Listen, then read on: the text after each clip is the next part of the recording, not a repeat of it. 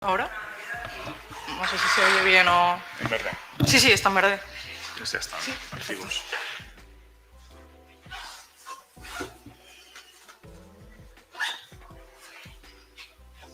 ¿Empezamos? Sí, cuando Vale, quieras, sí. Pues primero que nada quería dar la bienvenida y los buenos días a todos los que nos encontramos hoy aquí. Y al fin y al cabo se me ha encomendado la labor de entrevistar a nuestro profesor Carlos Blanes Campos, que como algunos de vosotros sabéis, imparte la asignatura de Robótica Industrial y Servicios aquí en la ETSINF, y he preparado una serie de preguntas para que podamos conocerla mejor. La primera pregunta sería sobre tu experiencia académica y laboral y como tu motivación para haber elegido esas propuestas. Bueno, gracias por la invitación también y por la invitación por parte de la escuela para hacer este evento. Me parece un evento que es muy interesante y que, bueno, quedará grabado y la idea es un poco ver pues dónde va la robótica, la motivación para los alumnos. Entonces, mi intención es abrir ese campo, esa mente, a cosas que no se conocen, investigaciones recientes, para que tengáis un poco una referencia. Mi perfil es un poco particular, porque bueno, yo estoy aquí en la escuela de informática, ahora mi mayor carga docente está aquí en esta escuela, ¿vale? Sin embargo, mis orígenes son de ingeniero industrial, de la rama de mecánica, ¿vale? Entonces, poco a poco, por casualidades de la vida, vas derivando en otro tipo de actividades. O sea, te vas formando y desarrollando. Sí, o sea, al principio depende de cada persona cómo vaya a querer trazar su perfil profesional. Yo cuando terminé la universidad no quise quedarme en la universidad porque yo quería irme fuera a conocer pues cómo funcionaba la industria. Sí, pero dentro de propio España o investigar... Empecé, bueno, yo estudié en la Universidad Politécnica de Madrid, ¿de acuerdo? Hice un trabajo final de ingeniería relacionado con el mundo de los elementos finitos. Era un ámbito en aquel entonces que era muy pujante. Incluso tuve una propuesta por parte de la directora que me llevaba el trabajo final de grado para continuar en la propia universidad. Sí, como investigador o... Sí, con una posibilidad de continuar el doctorado, pero yo quería ir fuera a conocer distintos sectores y a ver cómo funcionaban otros ámbitos, fuera de lo que es el ámbito académico. Y dentro de esos ámbitos pues empecé a trabajar en ingenierías, ¿de acuerdo? Pequeñas ingenierías, en sector aeroespacial. Del sector aeroespacial me pasé a la construcción. De la construcción luego me fui de viaje por el mundo, a descubrir el mundo. Sí, pero eso te abre un poco la mente y la perspectiva. Hasta que después de estar en Irlanda trabajando, me salió un trabajo aquí en Valencia. Me vine aquí a Valencia a trabajar. Y durante 5 años he estado trabajando en el sector del automóvil. Durante esos años, bueno, vas consolidando y vas viendo cómo funciona el mundo industrial. Y lo que ocurre allí es que normalmente tienes una formación para aprender un trabajo concreto. Una vez que tú desarrollas ese trabajo concreto, a mí tuve una especie de colapso de decir, bueno, aquí ya no hay... Empecé a dedicarme como ingeniero mecánico a acceder a las bases de datos SQL. Entonces tenía otras inquietudes por aprender más y más. Y fue donde tuve la oportunidad de dar el salto en un proyecto de investigación con Martín Mellado en la universidad. ¿Vale? Entonces dije, pues nada, me lanzo a la piscina. Hice un cambio radical y volví a la universidad. Una vez que vuelves aquí a la universidad, para mí la gran ventaja de trabajar en el mundo académico es que ya no tienes ese colapso mental. Es decir, se abren todas las puertas, todos los ámbitos. No es el objetivo desarrollar un trabajo, hacerlo y continuar con él, claro, porque ya lo sabes hacer. El objetivo es aprender más y más y más, ir expandiéndote, ir conociendo distintos sectores y al final es salud mental para mí. ¿De acuerdo? Entonces, el mundo académico tiene la desventaja de que nunca terminas, nunca se acaba. Y en el mundo de la industria, pues sí, el objetivo es que tú hagas bien tu trabajo y que te dediques a eso. Claro, al fin y al cabo el mundo de la industria es aplicar eso, acabas la jornada y... Sí, deberías terminar. Es un poco así, o sea, la intención es que tú consigas tener un producto y que hagas un producto concreto en el ámbito que sea, ¿de acuerdo? Y que sea rentable y que seas un experto y un profesional. En el mundo académico no, en el mundo académico es el reto de la investigación y continuar y progresar en cosas que actualmente no están resueltas. Entonces tienes que empezar a ver pues, por una línea, por otra. Muchas veces es frustrante porque no encuentras una solución o la solución durante la cual llevas mucho tiempo desarrollando no da frutos, ¿de acuerdo? Tienes que cambiar, lo cual es bastante difícil. Sí, o al final se va ligando con otras áreas y... Sí, y luego tienes que mezclarte muy multidisciplinar. Uno de los grandes problemas en el mundo laboral, bajo mi punto de vista, es la falta del trabajo en colaboración y en equipo. Una sola persona no puede aunar todas las disciplinas. Cuando tú vas a desarrollar algo, te hace falta trabajar con más personas que sean expertas en distintas áreas y apoyarte en ellas. Y de ahí sí que sale un producto tremendo. Puede haber una persona que sea genial y que sea capaz de desarrollar algo por sí sola, pero trabajando en equipo con otras personas puedes desarrollar muchísimas más cosas y además es mucho más satisfactorio. Claro, porque al final tú puedes ser el mejor en una pieza, pero ningún producto tiene una sola pieza. Correcto. Al final vas a tener que trabajar con el de delante, con el de detrás en la cadena y correcto. habrá comunicación. Y habrá mucha gente, por ejemplo, llevamos muy pocas... Yo imparto clases de robótica industrial y servicios, llevamos pocas clases, pero lo que pretendo, por ejemplo, de transmitir de algo como es la robótica, que es muy multidisciplinar, que tiene un montón de disciplinas que son muy importantes, porque siempre que hablas de la robótica desde el punto de vista de un informático es más la parte de la programación. Desde un punto de vista electrónico es más todo el tema del control, la electrónica. En sistemas hablaríamos específicamente de la automática, ¿vale? La automatización de procesos, las comunicaciones con PLCs. No, es todo. Y es muy importante también la parte de el que ha diseñado el robot, la parte de la mecánica que hay dentro, también es importante. Y todo forma un conjunto. Entonces, apoyarte en distintas personas, eso te hace que se puedan desarrollar. Recientemente contacté con un amigo, un compañero que está en una empresa de robótica móvil. Sobre todo ellos hacen mucha programación de robots en la plataforma de ROS, y él es allí el bicho raro, ¿vale? Porque él no es informático, él es ingeniero industrial. Y allí todo lo soluciona a base de programación. Y tiene otra perspectiva, porque a través no de la programación, sino de resolución vía mecánica, se pueden hacer cosas quitando líneas de código. Entonces, claro, mezcla disciplinas y es mucho más enriquecedor. Al fin y al cabo, si dentro de una empresa existen personas con diferentes perfiles, siempre se puede abordar un tema con varias vías de solución y... Correcto. Al final, lo que tienes que tener sobre todo es una motivación por hacer las cosas, lo primero, que eso también es difícil, encontrar muchas veces gente que no esté suficientemente motivada.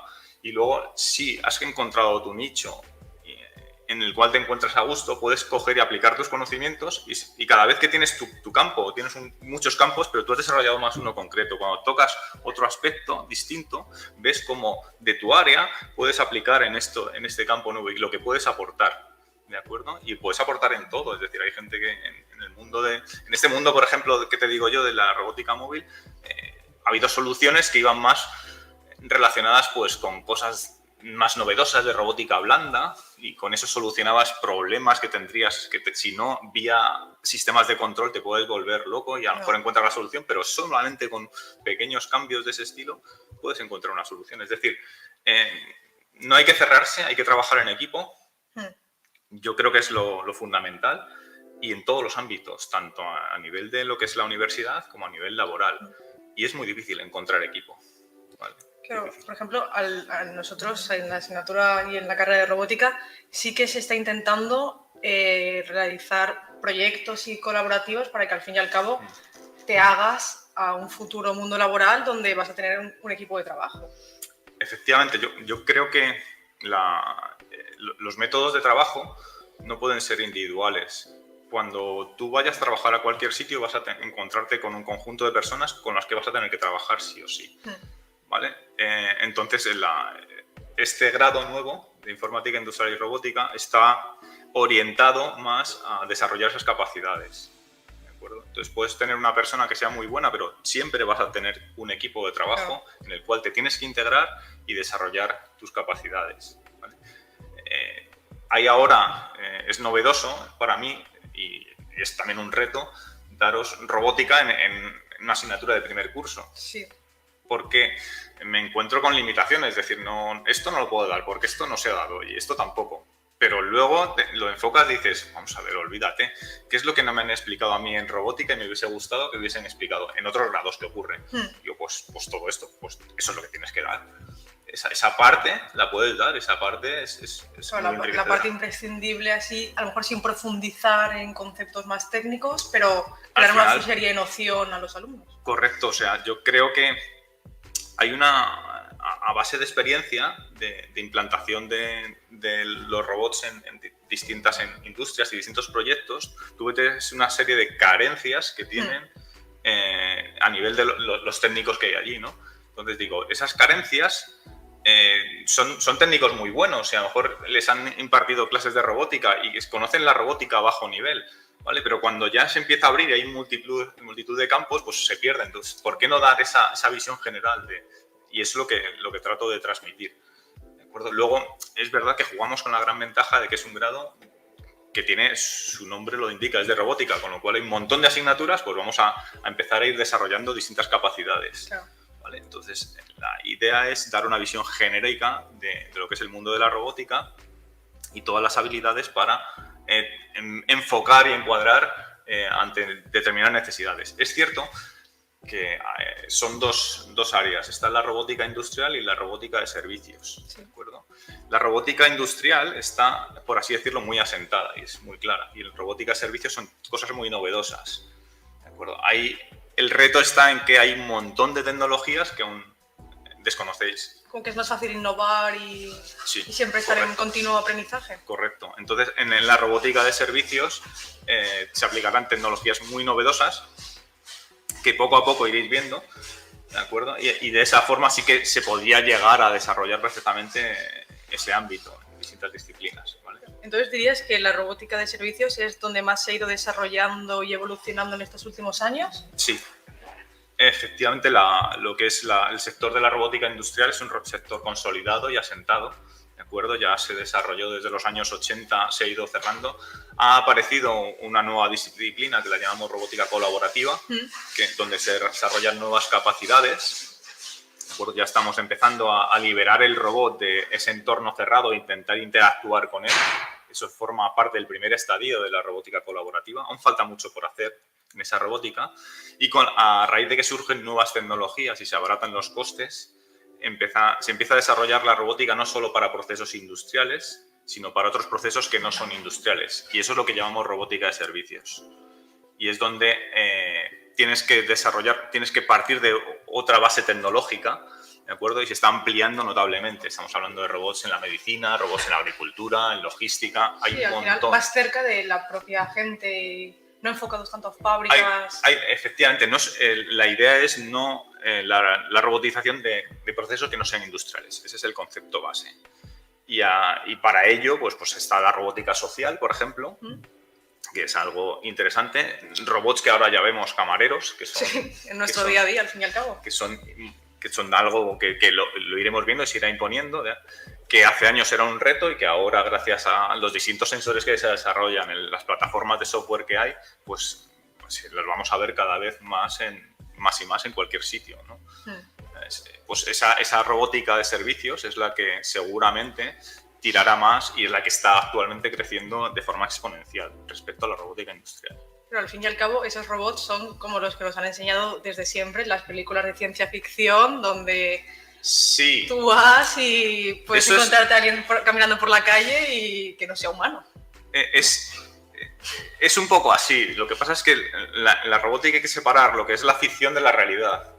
O sea, siempre asimilamos lo que es la robótica con esa robótica humanoide que nos hemos creado. Transhumanismo y dejar de ser tan humano. Sí, pero la robótica realmente actual, al estadio que está, dista bastante de ese concepto de ciencia ficción en la cual se está planteando el transhumanismo, pues los cyborgs, pues sí, hay determinadas, sí, no sé si sí.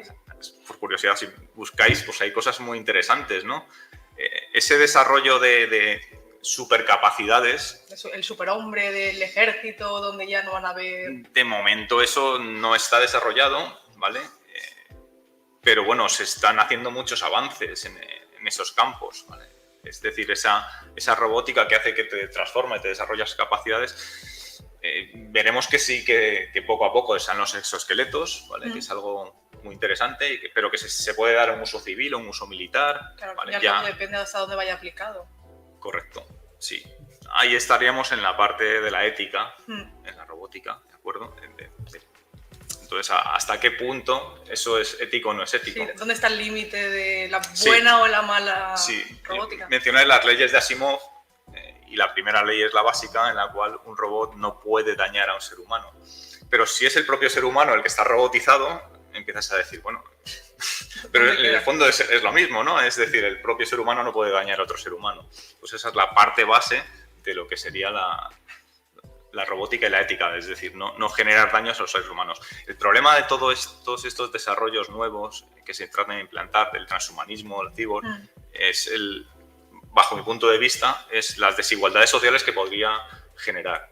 Si tú consigues desarrollos estupendos y maravillosos para personas que puedan ver, por ejemplo, en infrarrojo cercano, tú le pones a alguien una lente, pero esa lente tiene un coste, el acceso a eso, ¿quién va a tener? Claro. Entonces generas desigualdades. ¿Vale? Entonces ahí sí, porque es ya una existe controversia. una brecha tecnológica, sería como agravarla. Correcto. Al final. Ese es el problema. Y quien accede a ella es aquellos que tienen más recursos. Y eso es lo que incrementaría esa desigualdad. Sí, yo hace un tiempo vi un trabajo que estaban haciendo un prototipo de un coche completamente automatizado. Pero se le ponía diversos casos en donde él iba por la carretera y se le cruzaba un niño, una vaca, otra persona. Entonces el coche, según el criterio de importancia, por así decirlo, tenía que decidir si continuaba y impactaba, por así decirlo, o si él mismo cambiaba el sentido. Entonces, ¿cómo crees que podría llegar a afectarnos eso en nuestro día a día? No está aún totalmente decidido. De hecho, tú podrías enfrentar a un sistema en el cual tú te encuentras en una situación y que tienes que decidir. Estás dentro de un vehículo que es totalmente autónomo y ¿qué decides? ¿Atropellar a esta persona o estamparte contra un muro? La decisión de qué habría que hacer es ¿Qué sería lo moralmente correcto? Correcto. ¿Vale? Sin embargo, luego cuando te vas a otros ámbitos como en medicina, ellos los tienen muy claro. O sea, en medicina tienen muy claro de que cuando te llegan varias personas y tienes que distribuir tu tiempo y tienes que seleccionar, les enseñan cuál tiene que ser la selección. De momento en robótica no se ha dicho nada, no sabemos hasta qué punto, pero desde luego tiene que haber una normativa. Claro. ¿Vale? Y la normativa es la que tenemos que seguir como referencia. No sé hasta qué punto poco a poco se impondrán esas normas. Lo que suele ocurrir es que la tecnología muchas veces va por delante de las normativas y eso genera problemas y está ocurriendo con determinados ámbitos. Creo que habrá un punto donde no te hayas hecho la pregunta y ya la has tenido que responder. Correcto, sí.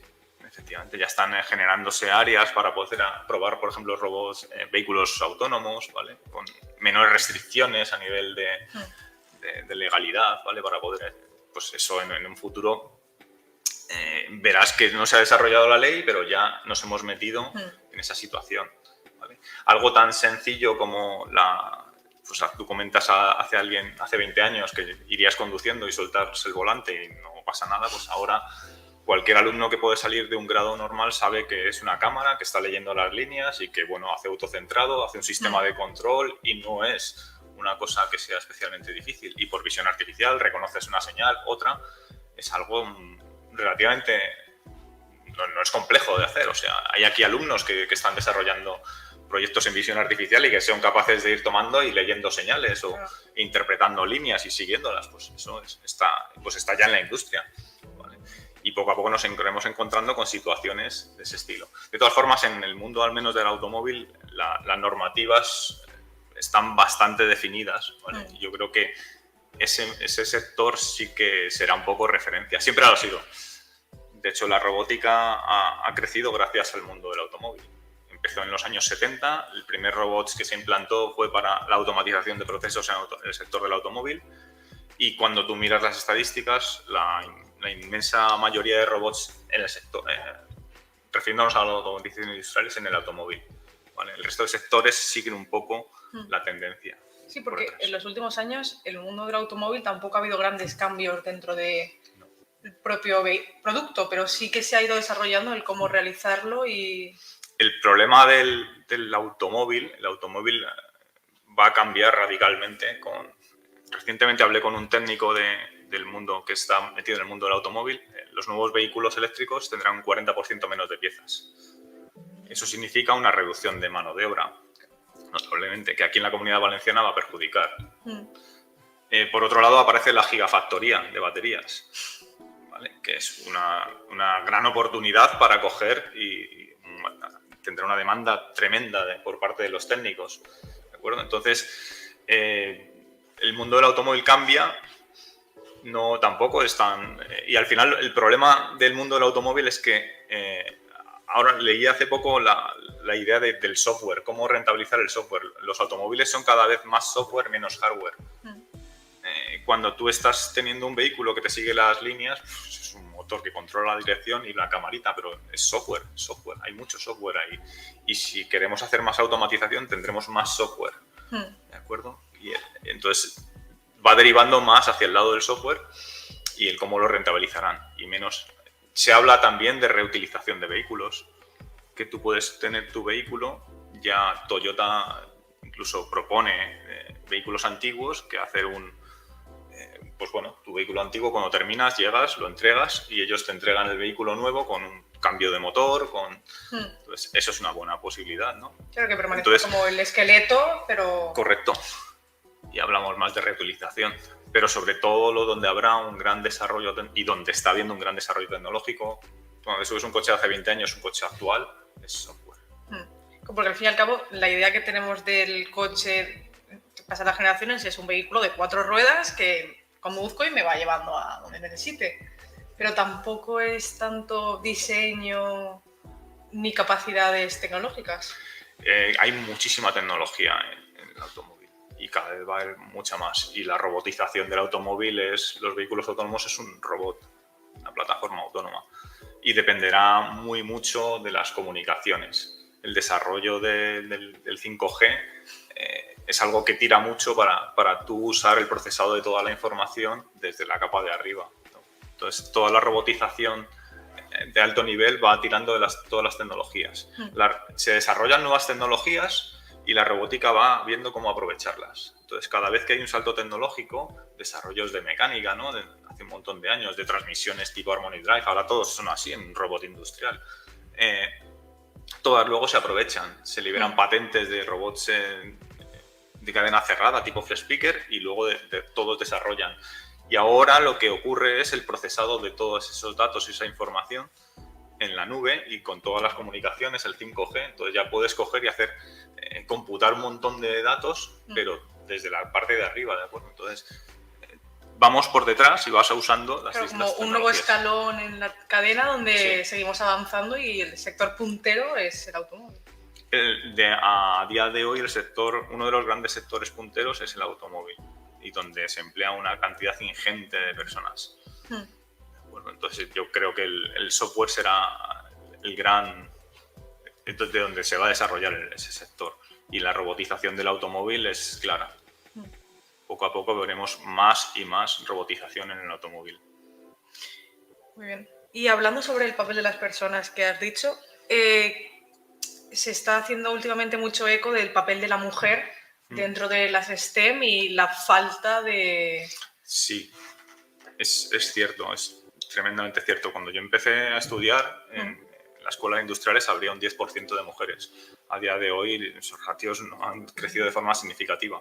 Es más, hay más mujeres estudiando en la universidad que hombres. ¿Vale? Pero yo creo que falta un fomento de base desde la educación secundaria. Se asocia... No hay gente en la escuela de informática, no hay mujeres, hay muy pocas mujeres, lo cual es... pues da pena, ¿no? No sé, el fomento debería ser desde base. Hay una serie de acciones que se están haciendo que para mí me parecen incorrectas, de determinadas promociones de la mujer, que, como por ejemplo participación en tribunales, la equidad, todo esto, es un poco el granito de arena final. Para llegar hasta ahí hay que hacer un fomento desde la base. Empezar a fomentar que la mujer conozca desde un principio lo que es la ingeniería, lo que es la robótica, lo que es la informática, y eso servirá para que en un futuro haya más mujeres incorporadas en todas estas áreas. En la parte de la ciencia, en la ciencia sí que están muy, muy implantadas, pero no en ámbitos tecnológicos. No, porque, o sea, desde mi punto de vista y mi propia experiencia, es como que siempre se hablan de cargas de mujeres y de hombres. Y se asocia más en los términos de medicina, salud, como que la mujer, no sé si es motivación personal o al final de la sociedad, y no tanto en mecánica, electrónica o incluso desarrollo tecnológico, como es mi caso. Ya, pero claro, yo cuando me encuentro con esa situación de desequilibrio... Claro, tú llegas a una clase y te pones a contar y a veces... Claro, pero no sé si el problema es que desde la raíz no se ha enseñado las distintas oportunidades que tú tienes. Es decir, por ejemplo, tú seleccionas una carrera u otra por tus inquietudes, por aquello que más te gusta, ¿vale? Pero tendrán que mostrarte qué posibilidades tiene. Entonces, probablemente la mejor forma de fomentar eso sea desde la base. En enseñar y aprender qué es lo que significa una ingeniería, qué es lo que significa una licenciatura en matemáticas, y a partir de ahí, bueno, al menos abres el abanico, abres la mente, que hay un montón de oportunidades y lo que más te guste, te decides. Claro, porque una vez sales del instituto es lo típico de ¿y ahora qué hago con mi vida? O sea, es una pregunta que nos hemos hecho todos de ¿haré la decisión correcta? ¿De verdad me gustará lo que quiero hacer? ¿O cómo me voy a sentir? El miedo de ¿es lo mío? Y claro, cuando llegas a una clase y te ves que estás rodeada de, en mi caso, de hombres, llegas y dices, si es que yo soy el bicho raro, si es que...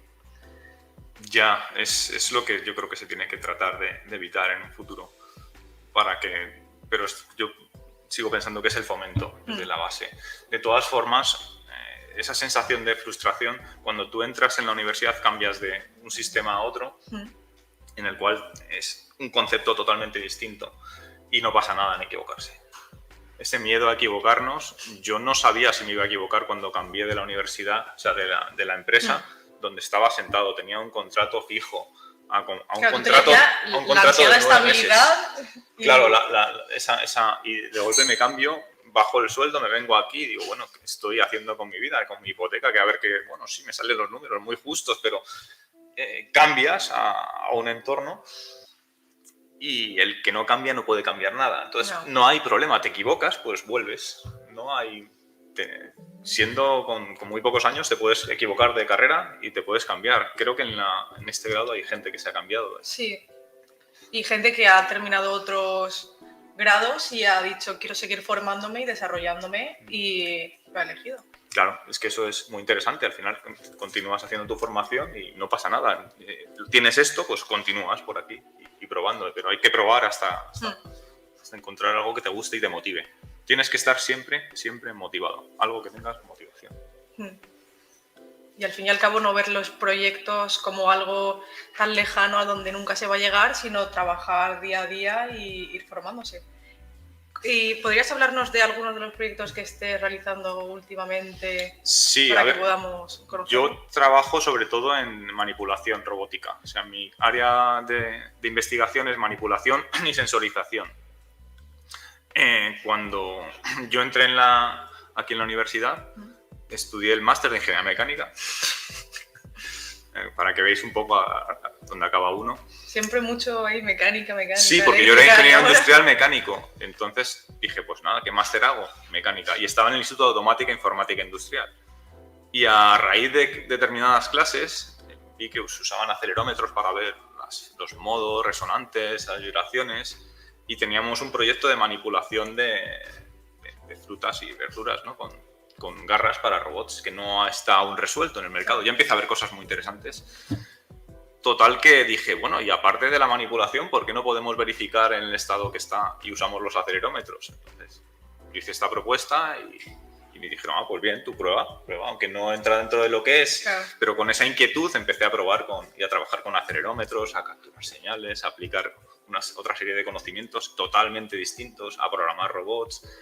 De ahí, pues bueno, al final acabas investigando, metiéndote en distintos proyectos de base, del Plan Nacional, haciendo una serie de publicaciones y dices, pues mira, si estoy aquí en esto, pues voy a hacer una tesis. Sí, ¿por qué no? Hacer la tesis, ya estás metido en el ámbito académico, pero no era mi objetivo.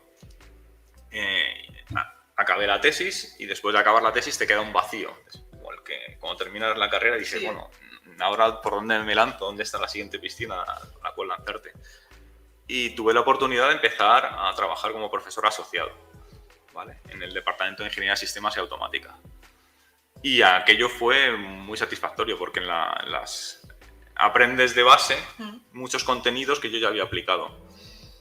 Entonces, muchas veces despreciamos lo que es la base del conocimiento. Por ejemplo, en sistemas hay realmente complejo matemáticamente, pero es súper interesante y en cuanto empiezas a entender las cosas en la base, dices, ostras, ahora puedo aplicar y te abre un gran abanico. Entonces, ahora estáis en esa fase de aprender muchas cosas de base e ir desarrollando. Luego me he metido también en temas de robótica, en manipulación con robótica blanda. Entonces, nosotros siempre asociamos el robot a aquello que podemos controlar. Es decir, pones un motor, una barra, otro motor, otra barra y lo sabemos controlar. Y es perfecto, ¿no? Ya sabes controlar el motor, sabes cómo funciona la barra, tienes toda la cinemática, la dinámica la resuelves. Pero como el caso perfecto, ideal, entonces que tiene que funcionar sí o sí. Y eso sabes que funciona. Pero así no funciona el cuerpo humano. El cuerpo humano funciona de otra forma. Entonces, el cuerpo humano funciona más con mecanismos autoadaptables, con flexibles. Un pulpo no tiene ningún elemento rígido y tiene unas capacidades tremendas de manipulación, puede pasar por distintos sitios. Entonces, la robótica blanda es, por así decirlo, el siguiente estadio en el cual se puede desarrollar la robótica. O sea, las capacidades que tienes con robótica blanda te permitirían manipular todo tipo de productos sin ningún problema. Pero y son como un territorio sin explorar. Hay mucha investigación. Empezaba como hace 10 años, ¿de acuerdo? En el ámbito investigador hay una serie de revistas y la revista surgió de golpe y de porrazo una revista que se llamaba Soft Robotics, de robótica blanda como tal. Y esa revista en 2-3 años pasó de no conocerse a estar indexada y estar en el top y ser la número 1. Y dices, ¿y esto por qué? Se abre un nuevo campo, empieza la gente a investigar, lo ve muy útil y muy aplicado y se desarrollan nuevos contenidos científicos en el mundo académico y ahora empezamos a ver los resultados en la industria. Aquellas garras que empezamos a imprimir con conceptos de manipulación blanda, con sistemas flexibles, ahora las puedes ver que hay en la industria, se están desarrollando y aplicando para coger fresas, para la recolección de frutos. Y es muy satisfactorio ver que algo que tú has estado investigando llega a un producto ver que industrial. Sí que sirve para algo y se puede tiene una aplicación. ¿Vale? Entonces es muy interesante. Aún se dista mucho de llegar a las capacidades de una persona. Cuando se habla de robotización siempre pensamos que nos va a quitar el puesto de trabajo. Los coches los montan las personas y los seguirán montando las personas. Porque las capacidades que tiene un robot o los sistemas de manipulación que tenemos, o sea, una mano es algo que de momento... Y que no se puede imprimir en 3D, ¿no? No, y no se ha conseguido. Y los ejercicios que hay para hacer una mano son a nivel académico, pero nunca han conseguido sustituir las capacidades que tenemos. Y los que trabajamos, yo trabajo en inspección táctil, estás buscando inspección táctil pero muy, muy torpe. O sea, yo ahora, por ejemplo, tengo un ámbito de investigación para trabajar con los sensores de fuerza de la muñeca que están integrados en los robots, detectar qué dureza tienes con un fruto. Entonces, bajar, contactar, pero estoy en el primer estadio, en la investigación. Sí. Realizando datos y analizando un montón de datos y las posibilidades que hay. Pero de ahí a que en un futuro llegue un robot y sea perfecto de manipular kiwi, bueno, kiwi malo, kiwi. Este está muy duro, este no sé qué. Es bastante difícil. Pero bueno, es muy satisfactorio investigar de base, te abre mucho la mente. Lo recomiendo si podéis. Y además, sobre todo si tienes alguna inquietud. Entonces, son esas inquietudes para mí lo mejor de todo es que te libera la mente, es decir, puedes aplicar todo tipo de conocimientos en la investigación, ¿no? Sí, al fin y al cabo, cuando estás investigando, tú en tu propio caso en la docencia aplicada, sí que es el trabajar a día con robots en cuanto a laboratorios, haciendo pruebas. No tanto teoría de aula, de al fin y al cabo soy una persona normal, me pongo delante de unos alumnos, doy mi charla y... Mi idea de la docencia va un poco en aquello que a mí no me han explicado y que me he encontrado en la industria. Entonces yo trato de comunicar aquellos contenidos que a mí me hubiese gustado, que me hubiesen enseñado. Entonces, muchas veces es mucho más sencillo coger un libro de teoría y soltar el libro de teoría, empiezas y se acabó. Es lo típico que nos han hecho, al fin y al cabo. Pero yo creo que la docencia debe de ir yo he visto una serie de necesidades que según he ido desarrollando mi ámbito profesional y incluso mi ámbito académico me han sido de mucha utilidad y mi intención es que esas dificultades que yo he tenido, si me las hubiesen contado, hubiese avanzado más rápido. Claro. Vamos a ir por ahí. Sí, como tomar tu propia experiencia y madurez para seguir mejorando las capacidades. Mi intención es esa, es que todo por donde yo he pasado y me ha costado desarrollar, pues tratar de transmitirlo en docencia. El gran problema que hay uno de los problemas que tiene la universidad y el ámbito académico aquí, la formación es excelente de los profesores. O sea, el criterio de selección es tremendo y es muy garantista, pero no se premia la docencia, se premia la investigación. Entonces encuentras profesores con un perfil académico estupendo, maravilloso, pero son investigadores. ¿Vale? Entonces no se está buscando ese premio porque es muy buen docente. Claro que a veces cuando la típica clase que te la da un investigador, sientes como que no quiere estar aquí hablando de muelles o programación. Sí. Él preferiría estar en un laboratorio investigando y claro, pero es muy lícito. Vale. Pero cualquier profesor tiene las siglas profesor, docente e investigador, ¿de acuerdo? Y tiene que cubrir todas las áreas. No es un investigador solo. Tampoco es solamente un docente, ¿de acuerdo? Y debe ser un buen comunicador, debe ser un buen profesor. Claro, porque al fin y al cabo, si tienes los conocimientos pero no sabes impartirlos...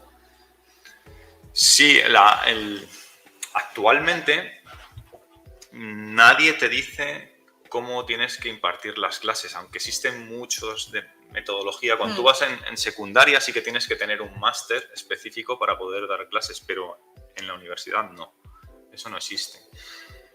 Creo que con la nueva ley cambia y ya sí que se implanta criterios de docencia y formación educativa, lo cual trata de mejorar esas capacidades, ¿vale? Pero la selección del profesorado en la universidad suele ser por criterios más que de docentes, investigadores.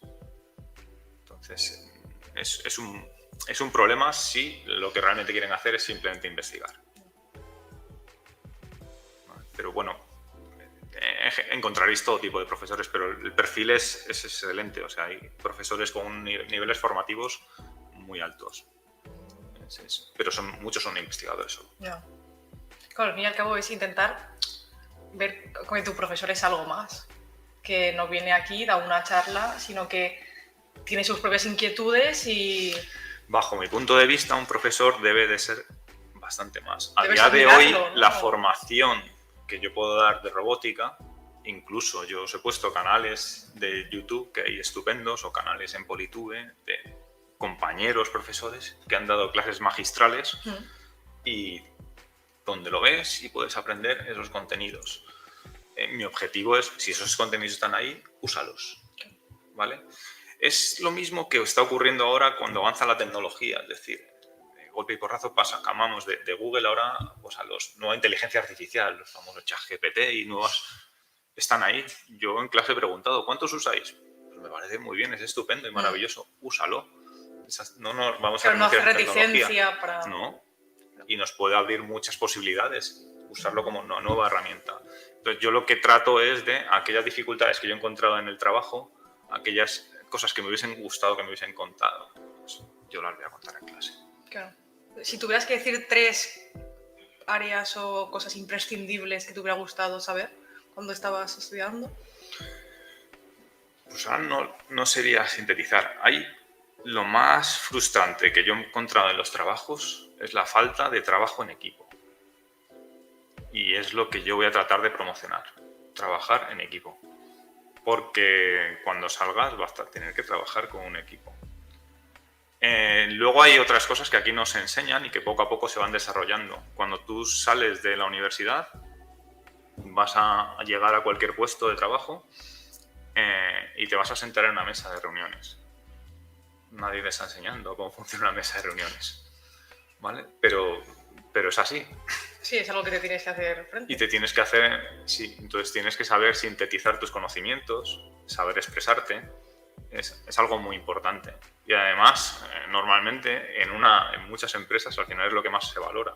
Y la gente que progresa es aquella que tiene más esas capacidades, más que las capacidades técnicas. Entonces, ¿tú dirías que la educación actual, por así decirlo, se ve más falta de competencias de organización, de equipo, más que de propios conocimientos? Yo creo que sí, que habría que desarrollar más competencias. He tenido muchos alumnos de fuera, por ejemplo, alemanes, de otros países nórdicos. La diferencia entre un alumno de un país nórdico y un alumno de aquí que esté haciendo una beca en un instituto de investigación, por ejemplo, la capacidad para redactar un trabajo.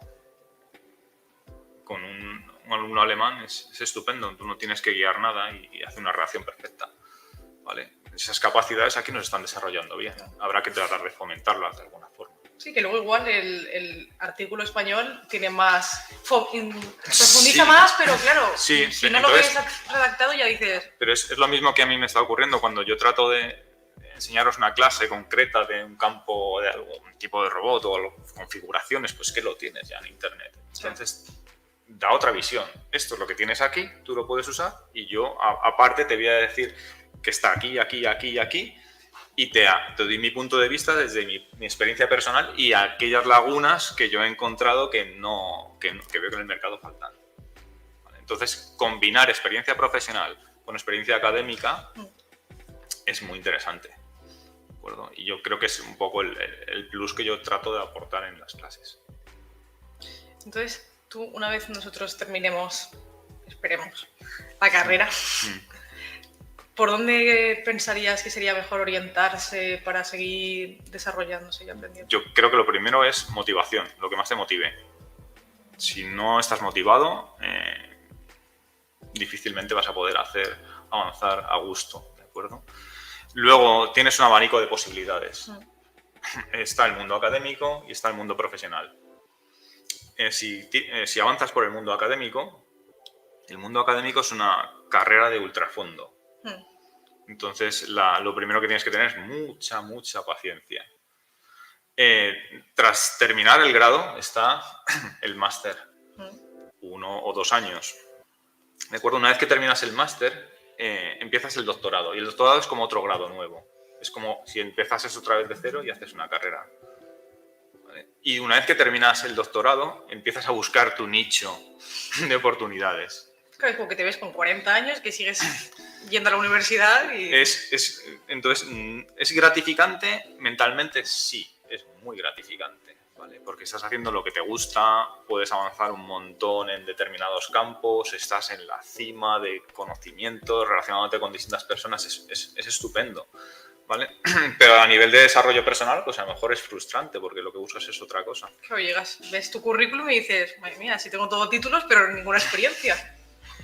Sí, también eso suele ocurrir, pero luego tampoco bueno, pues puedes probar. Te vas al mundo de la empresa y pruebas, ¿por qué no? Entonces, si tú tienes esa inquietud, ¿por qué te vas a quedar con las ganas? Entonces, pues está el mundo profesional y dentro del ámbito profesional tienes un montón de sectores y puedes hacer un montón de cosas distintas. ¿Y es fácil cambiar entre sectores? O... No, aquella persona que desconecte del mundo académico, luego le va a costar engancharse al mundo académico de nuevo. Eso es difícil e incluso no va a tener un reconocimiento de su ámbito profesional. Aquí se promociona mucho el que tú sigas por el mismo hilo del mundo académico. Si tú estás 4 años en la universidad haciendo determinadas cosas, no es lo mismo que vayas a una empresa o a varias empresas, a una ingeniería, aunque sea puntera, y estés allí haciendo cosas muy, muy interesantes. Luego eso vale bastante menos que esos 4 años que has hecho por la universidad. En ese sentido, si alguien tiene claro que quiere el mundo académico, lo lógico es que siga por ese caminito, perdiéndose el otro.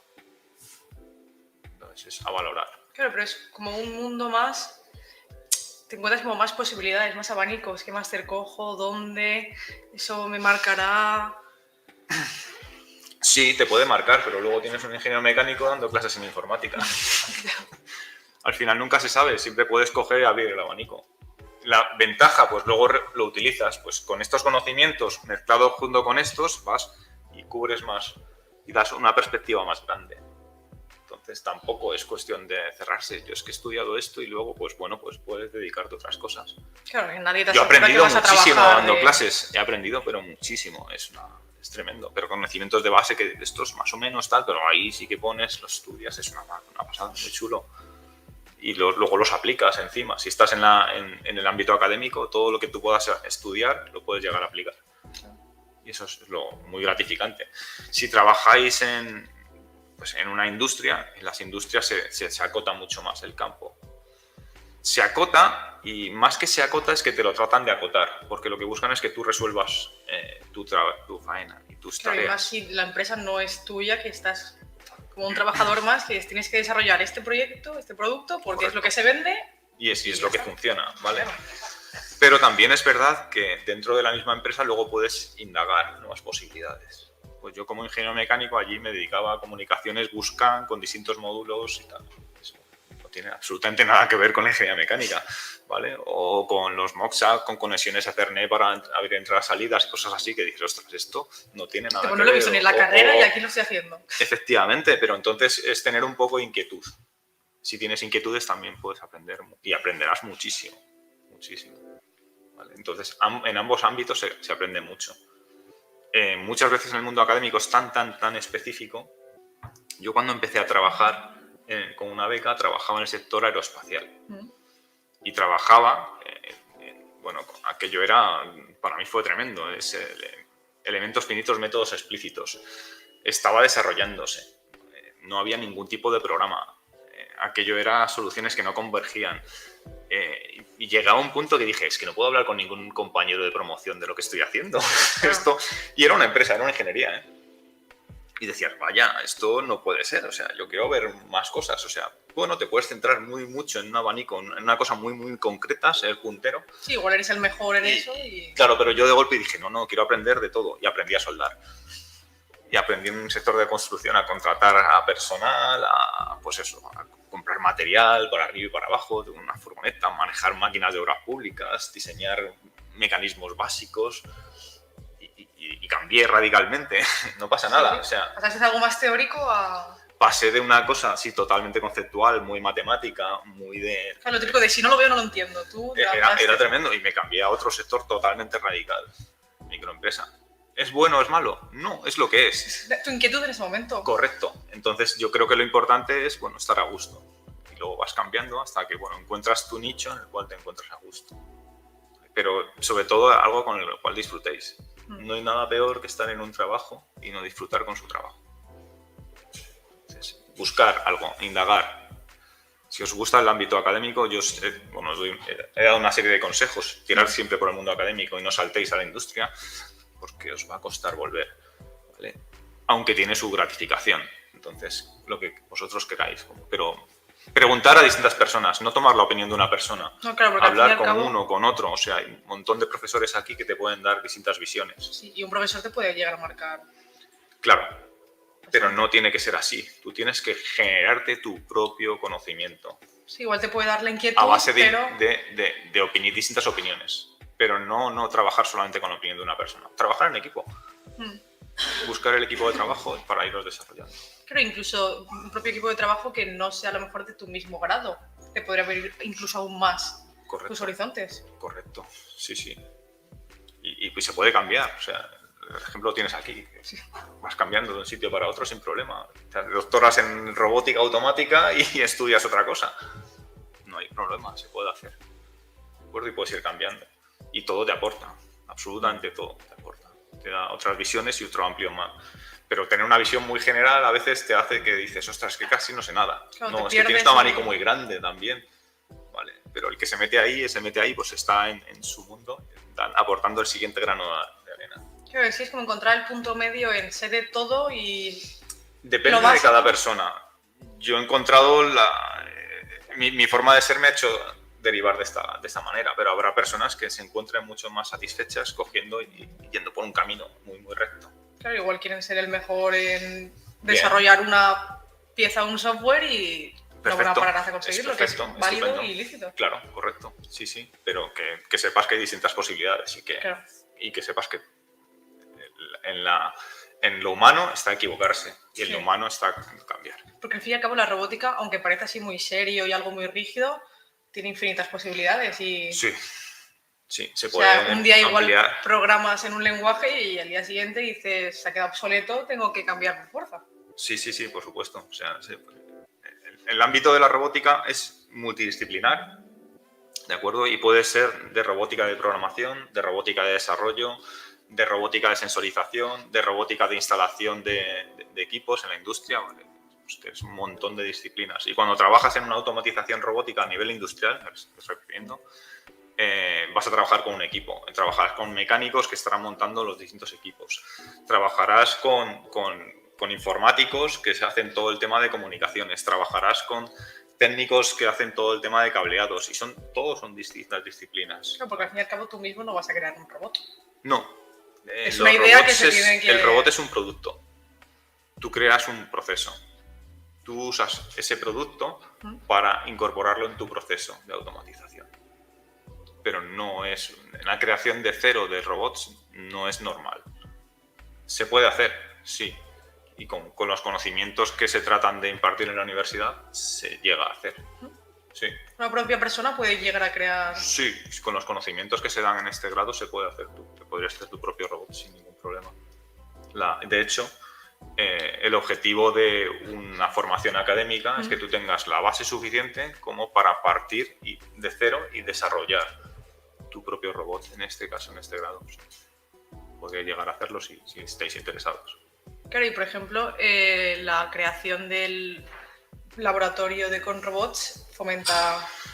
Sí, hay un laboratorio nuevo, la Escuela de Informática está apostando fuerte por este grado. Sí. Y lo que se está haciendo es comprando robots colaborativos y montando un laboratorio nuevo para que en los próximos cursos lo tengamos disponible. Entonces, el año que viene, si todo funciona como esperemos, tendremos 5 robots disponibles para todos vosotros, ¿vale? Poco a poco se irá incrementando, la idea es llegar hasta 10 robots colaborativos, un laboratorio específico para esto. También se van a empezar a introducir impresoras 3D, entonces todo viene con tecnologías nuevas que, bueno, no nuevas, están ahí, entonces sí, que las podemos ir usando e ir desarrollando las distintas capacidades. Entonces, la intención es que no se haga simulación, sino que se use el robot. Porque si bien una cosa es hacer un programa y hacer un simulador, cuando lo implementas en la parte física, empiezas a ver una serie de problemas que es lo que yo trato de evitar, ¿no? Bueno, este problema que te vas a encontrar es que tienes que hacer esto, todos esos puntos y luego lo implementas. Claro, porque al fin y al cabo el simulador es lo ideal. El caso que no hay fallos... En el simulador no hay problema. En el simulador tienes un golpe y no hay problema. Pero no, te avisa, te dice, te vas a dar un golpe. Pero... Correcto, de acuerdo. Entonces, lo probaremos en lo que es en un entorno real. Probaremos los robots y los programaremos y probaremos distintos elementos y dar un poco una visión general. Claro, porque puede ser el día a día de cualquier alumno del grado. Al fin y al cabo, tener que trabajar con robots. Claro, la idea formativa final, o sea, una de las capacidades que es que cuando tú llegues a una línea de automatización en la gigafactoría y hay que automatizar esto y pues tú entonces ya tienes una visión general y dices, bueno, pues aquí yo emplearía ese tipo de manipulador, emplearíamos estos robots, podríamos poner varios robots y de hecho va enfocado en esto, la línea de los proyectos que se hacen en el grado, ¿vale? Desde primero. Va enfocado a esa capacidad, a desarrollar esas capacidades y saber cómo podríais automatizar. ¿Vale? Y es lo que yo trato un poco de comunicaros. Claro, porque una vez conoces los robots y has trabajado con ellos, puedes decir cuál es la mejor idea para cada situación de automatización. En principio sí, la idea es esa, o sea, hay un montón de asignaturas, ¿vale?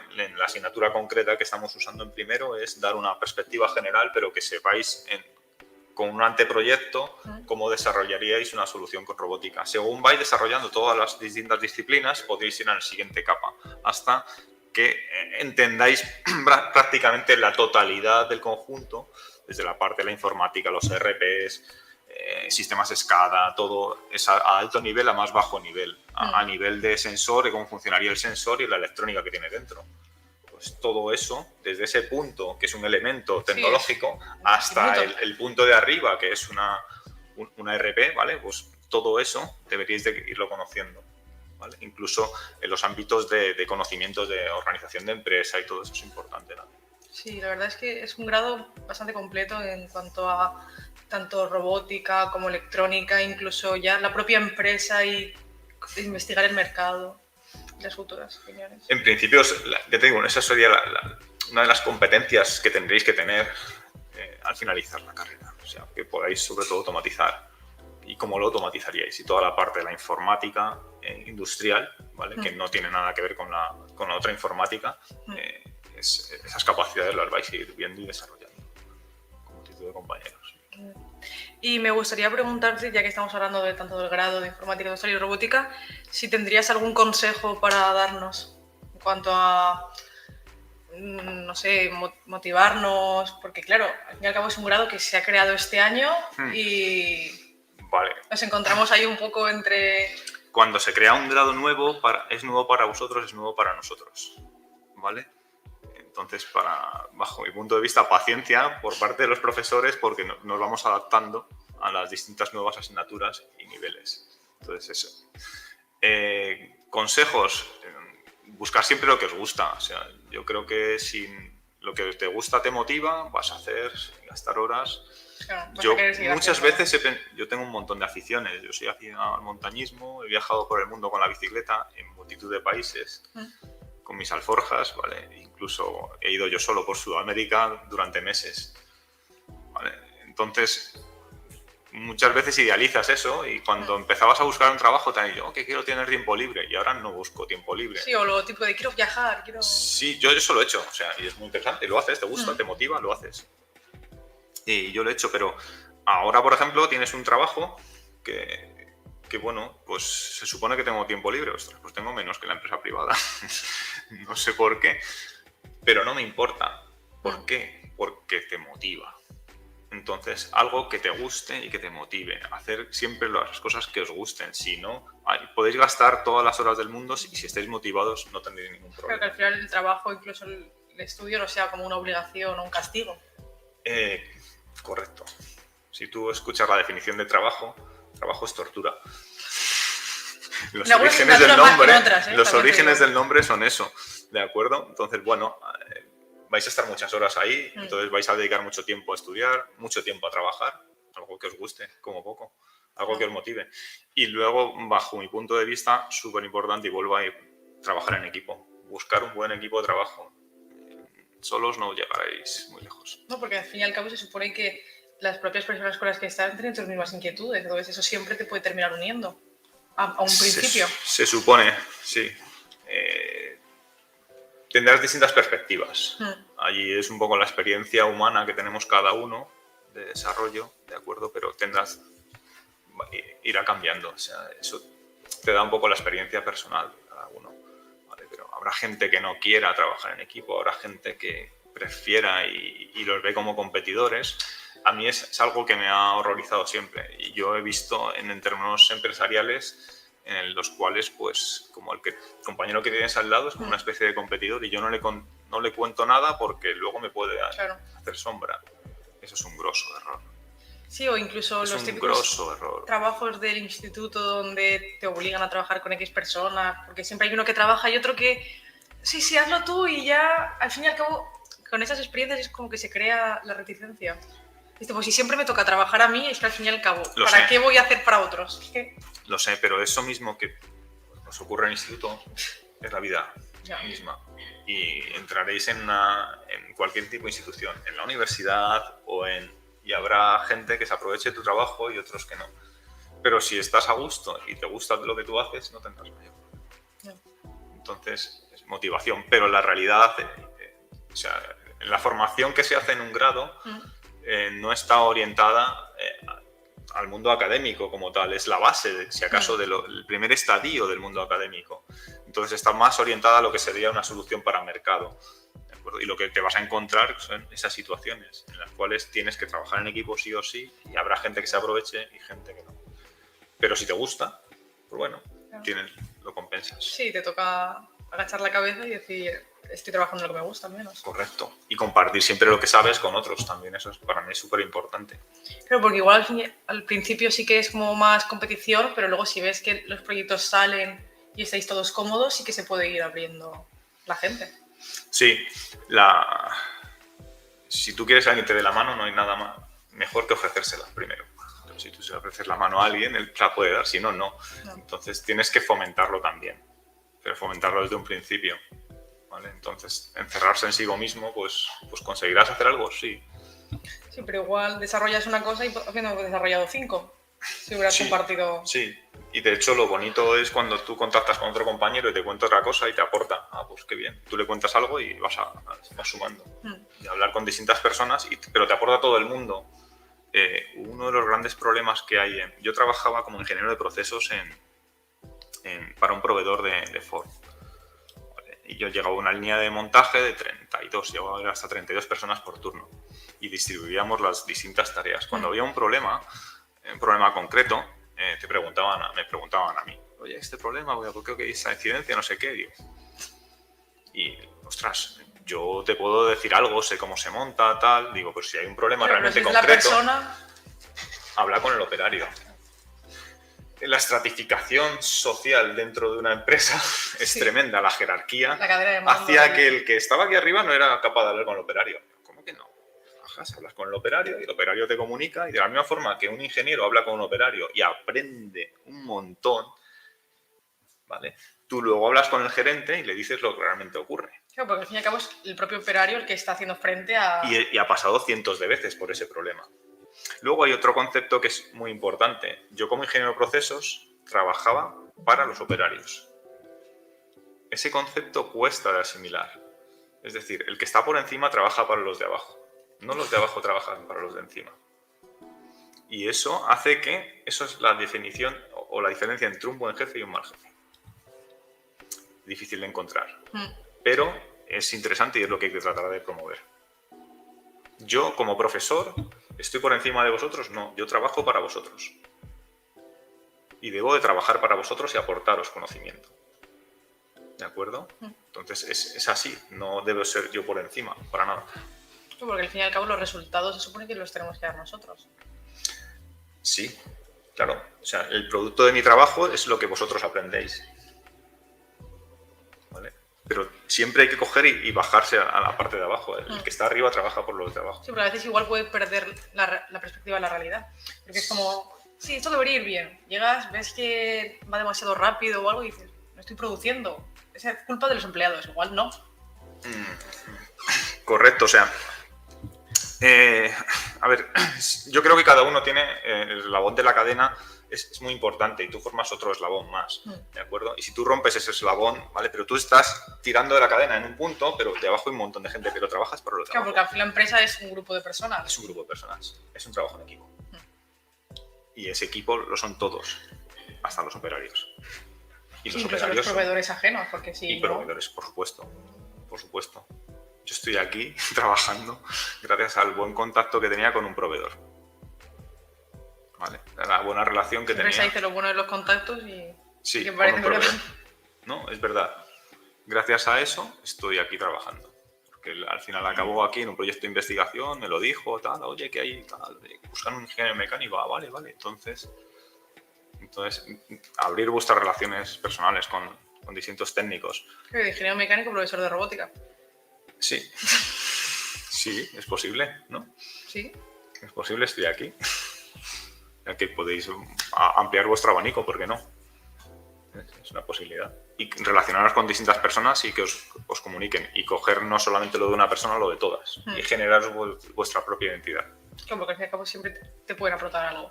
Todos te pueden aportar algo. Pero todos, todos, todos, y sin menospreciar absolutamente a nadie. Porque la chica de la limpieza te aporta un montón. Vale. Todos. Es todo un equipo. Pues me gustaría saber si alguien tiene alguna duda o consulta, ya que estamos hablando de trabajo en equipo, para que no sea aquí una charla de dos. Sí, dime. Yo, sobre todo porque se habla mucho de investigar. ¿Qué es investigar? O sea, yo si quiero investigar, ¿qué hago para investigar? En tu caso, ¿qué has hecho? Vale, cuando tú hablas de la investigación, bajo mi punto de vista, es en determinados campos, determinadas áreas, llegar al estado del arte, que se denomina. El estado del arte es el límite a la cual se ha llegado el conocimiento y aportar tu grano de arena, dar el siguiente escalón. Eso normalmente se genera con publicaciones científicas, ¿vale? Y es lo que hacemos los investigadores. Llegamos hasta un punto concreto y aportamos un granito de arena. Eso es investigar, ¿vale?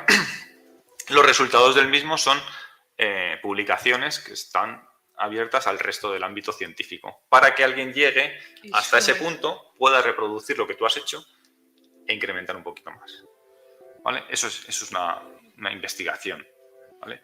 Algo que ya no está. Sería como seguir aportando, ¿no?, a un cúmulo total de conocimiento. Aportar en el conocimiento, correcto. Es dar un pequeño saltito en el conocimiento. Eso es lo que denominamos como el ámbito investigador. Claro, pero a veces es difícil en cuanto a tú, por ejemplo, estás trabajando en una empresa y dices, igual esto lo podría hacer mejor, pero te ves como falto de herramientas en cuanto a... Una empresa no tiene la función de investigar. Una empresa tiene la función de sobrevivir y generar recursos y una rentabilidad. Detrás de una empresa hay dinero. Y si no hay dinero suficiente, la empresa no tiene ninguna razón de existir. En la investigación no es así. El producto de un investigador son sus publicaciones, a día de hoy, ¿vale? O su transferencia de conocimiento también, que ya se habla de... son otros ámbitos, aunque el mayor reconocimiento suelen ser publicaciones. Entonces, si queréis investigar, tenéis que coger y recopilar todo lo que hay y aportar un poquito más, ¿vale? Por eso cuesta mucho, o sea, porque llegar hasta donde se ha llegado al último punto, tener una visión global y empezar a aportar un poquito más, cosas que no hay, ¿vale? Pues eso, yo ahora voy a usar el sensor de fuerza para intentar hacer esto y en función de esto cogemos y mezclas disciplinas. Pues vamos con teoría de sistemas, vamos con teorías de control, vamos a mezclar la matriz jacobiana del robot, vamos a crearle, vamos a empezar a hacer aquí tal, mezclamos todos los datos, usamos un informático, pues todo eso, vamos, un escalón. Yo estoy con una idea de cosas de investigación que tienes en la cabeza. Vale. ¿Más preguntas tenéis? Ahora, a raíz de lo que estáis hablando, que yo siempre he pensado que también tiene que haber una simbiosis entre empresa y investigación. Que muchas veces los productos, ¿no? O sea, lo que es bueno, pues no sé, yo en mi ámbito son las lenguas, ¿no? Pues a lo mejor por hoy pues hay muchas aplicaciones de aprendizaje de lenguas, ¿no? De lenguas extranjeras. También hay que estar muy al día en investigación, ¿no? En adquisición de lenguas, en aprendizaje de lenguas extranjeras para saber cómo hay que utilizar esas herramientas, por ejemplo. Es decir, que, bueno, a ver, perdona, yo me he puesto aquí a hablar directamente de ese tema, pero bueno, antes de todo te quería decirte que todo lo que estás diciendo es una pasada. Creo que tenéis mucha suerte de estar aquí, porque que un profesor de aquí de esta universidad os hable tan claro de todas las posibilidades y, no sé, de todas esas vías, esas opciones que tenéis, me parece una suerte, ¿no? Y por eso me ha dado bien la impresión de que ha quedado un poco como separado el mundo de la investigación del mundo de la empresa. El I+D+I, ¿no? Sería lo único así directamente relacionado. A ver, yo de todos los profesores que estamos aquí, si os metéis en el directorio, sí, veis, lo que han hecho. Y veis las líneas de investigación que tiene, las publicaciones, ¿vale? Pero hay muchas cosas que no aparecen. Vale. Yo la inmensa mayoría de lo que yo he hecho aquí en ámbitos investigadores es transferencia de tecnología a empresas. La inmensa mayoría. Y no se publica. Es decir, aquella transferencia no dio fruto en una publicación, sino en un resultado de una empresa. Las empresas no tienen ningún interés en que tú publiques los resultados. Y aquí en España tampoco tienen interés en que tú lo patentes, que sería su herramienta. Cuando tú generas conocimiento en una empresa y que lo quieres proteger, lo patentas. Tiene un coste muy elevado, ¿de acuerdo? Patentas ese producto y ya nadie se supone que te lo puede pisar.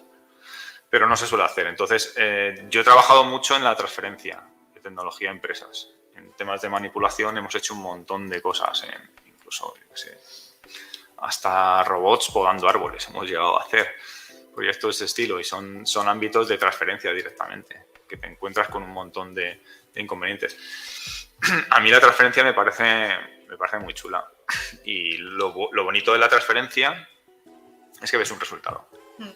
O sea, que tú investigas y al final no se queda en la teoría, en el artículo, en la publicación que tú haces, sino que encima está allí el resultado, es palpable. Y eso es muy chulo. Entonces, no está tan separado. En la universidad lo que tenemos que hacer es aquello que no puede resolver una ingeniería, es lo que se encarga la universidad de intentar buscar una solución, partiendo del conocimiento base general, ¿vale? Y le da un aporte nuevo. Eso es lo que tenemos que conseguir hacer desde la universidad.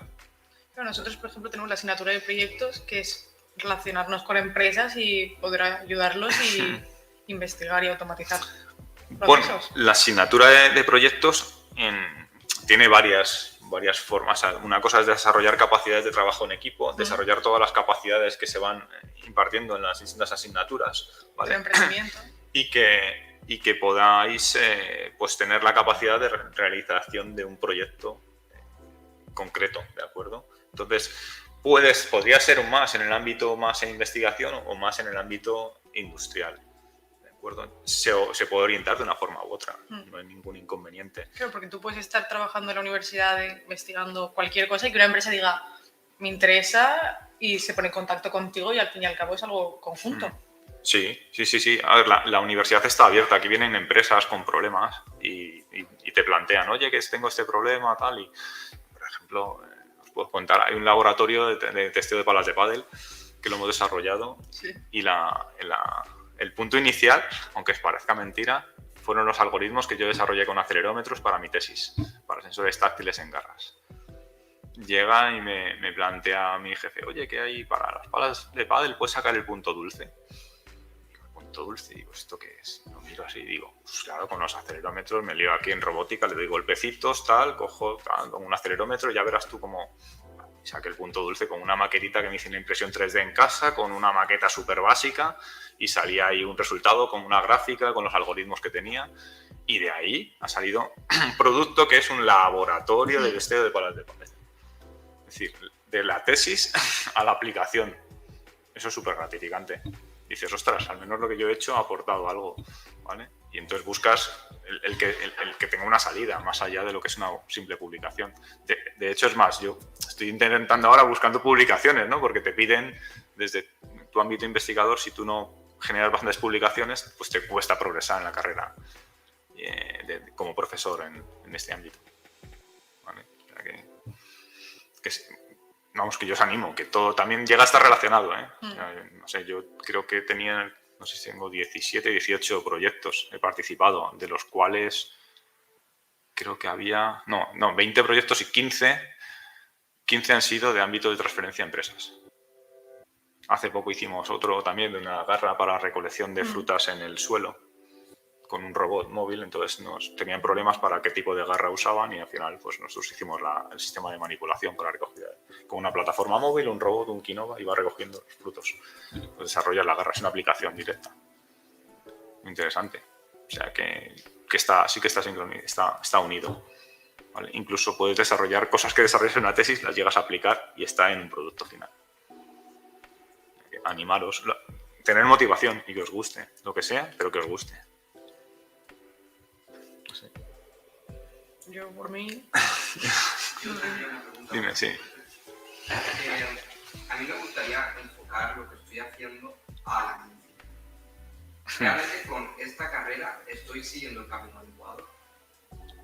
A la medicina. Sí, sería, por ejemplo, temas de brazos robóticos. Personas que, por ejemplo, pierden un brazo o de volver. A ver, sí que desde la parte que yo conozco, ¿vale? En algún proyecto hemos trabajado con temas de medicina, ¿vale? Incluso hemos tratado de hacer manipulación de robots con impulsos eléctricos que se generan en el cuerpo. A través del encefalograma lo intentamos y es un caos, es una pasada porque aún no está resuelto.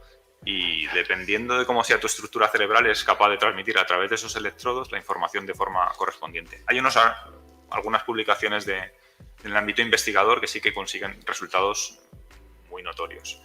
A través de la mioelectricidad, es decir, los impulsos que tú emites del tema muscular, sí que puedes coger y usarlos para generarte movimientos robóticos.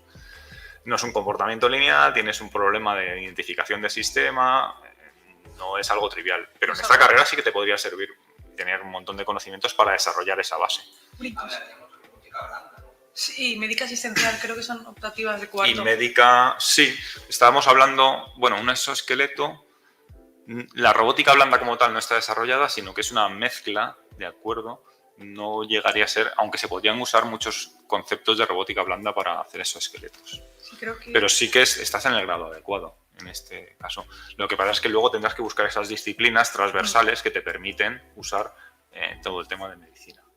Sí, creo que una vez se va subiendo hay optativas en cuanto a robótica blanda, humanoide incluso, correcto. Y médica y asistencial. Al fin y al cabo, si no quieres industria y eso, siempre te puedes ir a los servicios. Correcto, no tiene nada que ver, o sea, hay un montón de posibilidades. Además, lo bonito de lo que tú planteas es que es muy multidisciplinar, ¿de acuerdo? Y tendrás que trabajar con distintos equipos de personas y aún no está resuelto.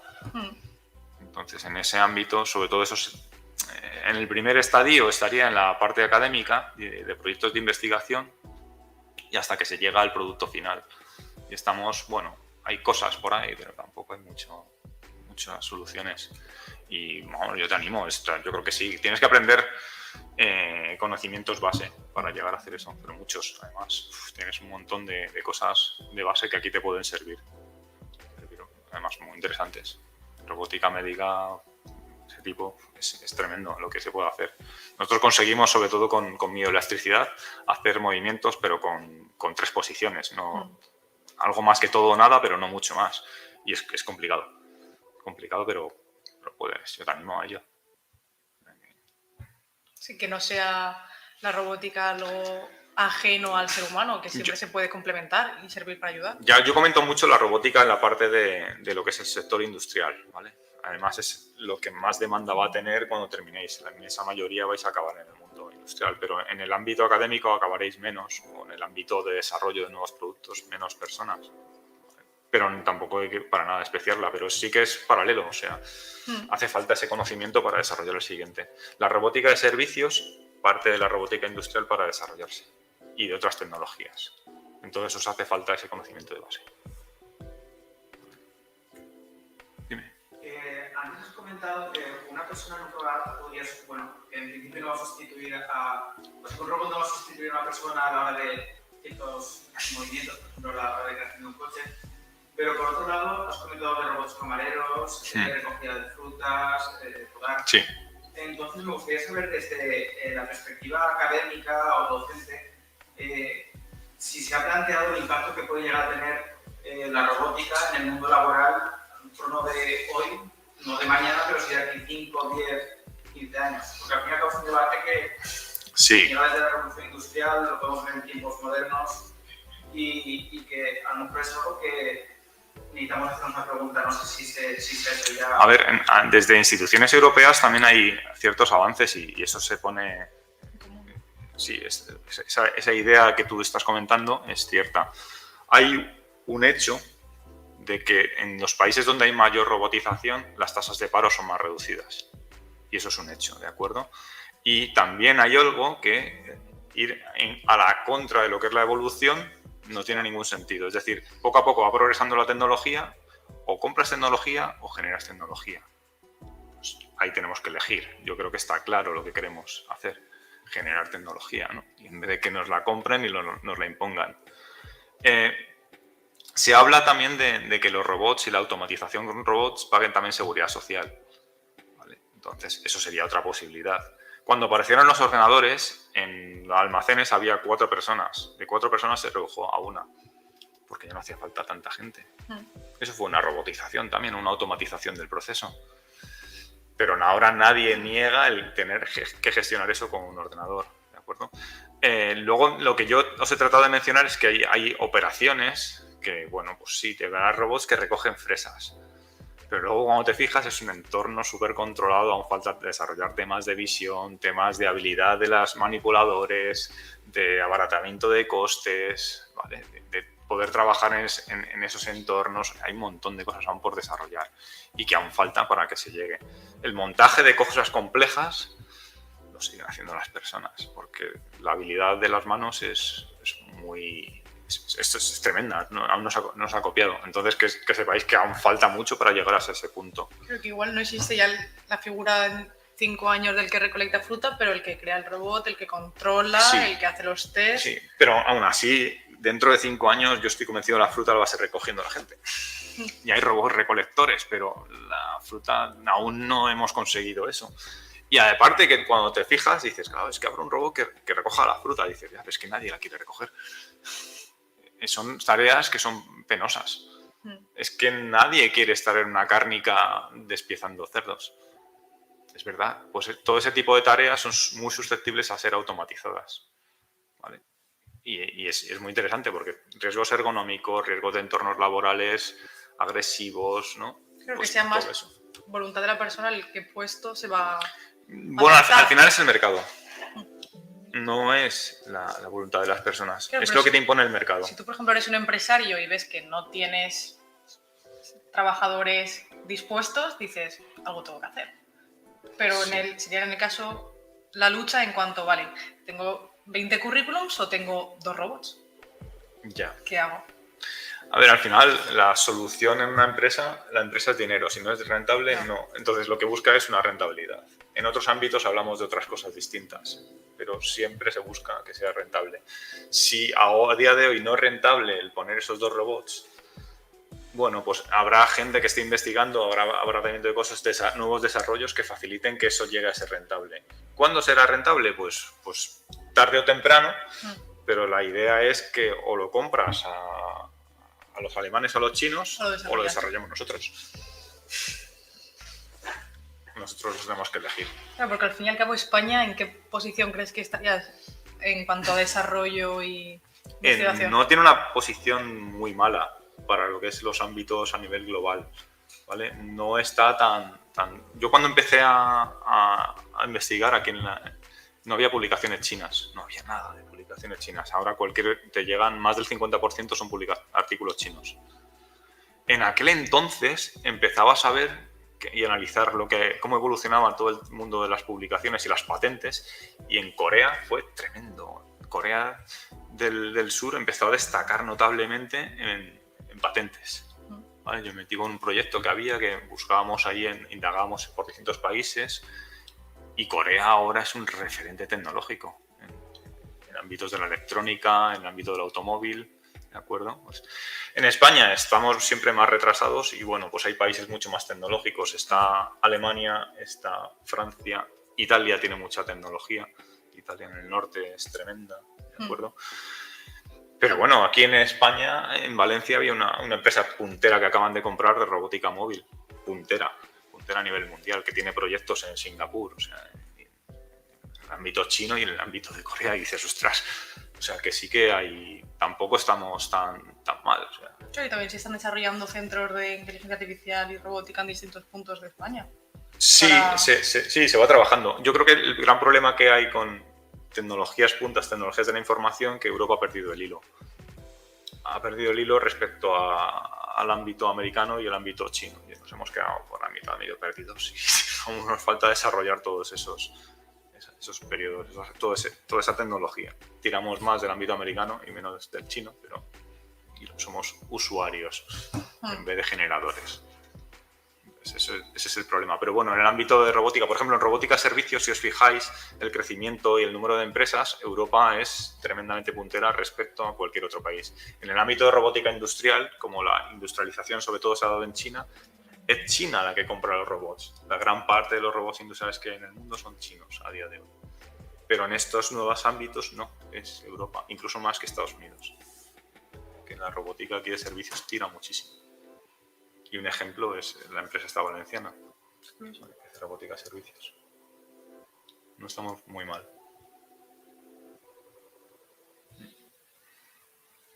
¿Alguna pregunta? ¿Curiosidad? Que tengáis. Hablabas bueno, se llama competencias, también soft skills. En cierto modo, he entendido que decías que en una empresa casi tiene más importancia el cómo, bueno, tus habilidades de soft skills y cómo las utilizas, que no solo tus conocimientos técnicos. Sí. Y extrapolando de eso, también a la hora de investigación, es cómo valoras esa comparación en el ámbito de la investigación. En el ámbito investigador ya es distinto. La capacidad de comunicación tampoco es tan importante, ¿vale? Y sobre todo lo que se busca es las publicaciones. Yo me he encontrado con situaciones, por ejemplo, me acuerdo cuando yo trabajaba a nivel profesional, de reunirme para un proyecto de Volkswagen en Valladolid y te juntabas allí y decías, vamos a ver, han venido aquí los jefes de los jefes de París. Llega aquí el gerente de la planta de tal, el otro que es un alto cargo de aquí y yo iba de ingeniero de procesos. Digo, ¿yo qué pinto aquí? Pues yo pintaba mucho porque yo era el técnico. Cuando no tienes esas capacidades de comunicación o no estás en ese estadio social, ¿de acuerdo? Si eres un buen técnico, eres tremendamente válido. Y era a mí que me preguntaba. ¿Vale? Entonces, ahora vuestro objetivo es desarrollaros muy bien como técnicos y tener mucha potenciación en vuestra parte técnica. Si tú llegas a una reunión y no tienes esa capacidad, pero técnicamente te has preparado, tienes absolutamente todos los datos, conoces esto, otro.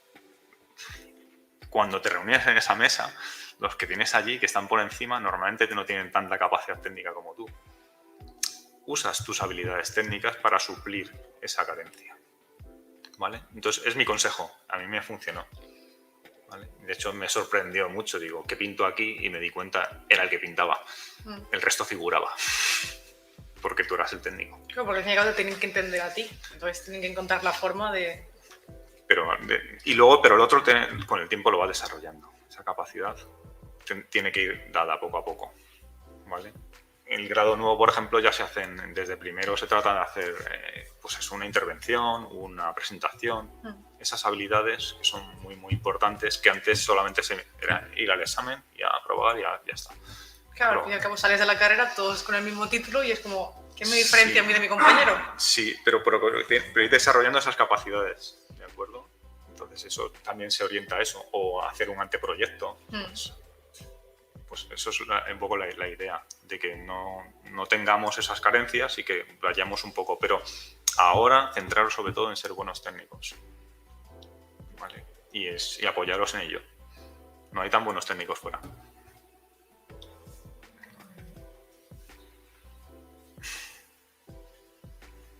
¿Alguna curiosidad? Vengáis. De todas formas, cualquier cosa me preguntáis y también tomando un café yo no tengo ningún problema, hablamos de lo que sea, ¿vale? Yo creo que los profesores tenemos que estar abiertos a vuestras inquietudes. Entonces, oye, tal, que tengo una duda de otro... De hecho, recientemente he tenido un alumno que un alumno buenísimo, digo, qué pena que me ha ido a Dinamarca porque se va a quedar allí. Y estaba en una empresa y no le llamaba mucho la atención y le gustaba la robótica y al final se ha ido a una empresa danesa a hacer carrera académica. Digo, qué lástima, que no sé, pero es que aquí no tenemos recursos en comparación. ¿Vale? Y yo le pinté el mundo académico fatal. Y le dije, mira, esto es una carrera de ultrafondo, vas a ganar poquísimo, y te vas aquí. Pero lo he elegido. Al final, ¿por qué? Porque está a gusto. Ya está. Entonces, buscar algo que os guste. ¿Vale? Quizá lo más triste es tener que irte a Dinamarca para que... No, bueno, también quería hacer un máster y yo creo que es interesante, pero que al final lo ves allí, ves los laboratorios que tienen y das, hostia, una envidia un país como esos. Que, yo se lo quiero también, claro. Pero no lo tenemos. Pero bueno, con lo que hay aquí se pueden hacer muchas cosas y yo estoy investigando con menos medios y haces investigación puntera y publicas igual que ellos. O sea, te da envidia, pero también con pocos medios pues claro, aumenta la creatividad también. Porque tienes que llegar a la solución teniendo lo que tienes. Con lo que tú tienes, sí. Y se pueden hacer cosas muy chulas. O sea que... Pero preguntar a un profesor y otro, yo creo que estamos todos abiertos y... Ya que es que quiero hacer esto, cuando termináis estoy desorientado, tal, pues te digo lo que hay, lo que es mi experiencia y pregunta a otro y te dirá otra cosa. Vale. Pues muy bien. Bueno, pues... Esa es la entrevista. Sí, no, un placer, ¿no? Muy bien, porque al final tenemos aquí dudas de cómo iba a salir un poco la entrevista. Sí, al fin y al cabo es como que el profesor deje de ser aquella figura inalcanzable y poder... Sí, es que tiene que ser así. Yo creo que tiene que ser así. Si no, estamos mal, estamos equivocados. Ya. Vale.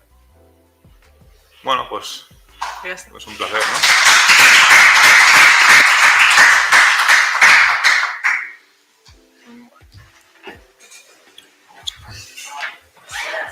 ¿El qué? 2 horas han sido. ¿Sí?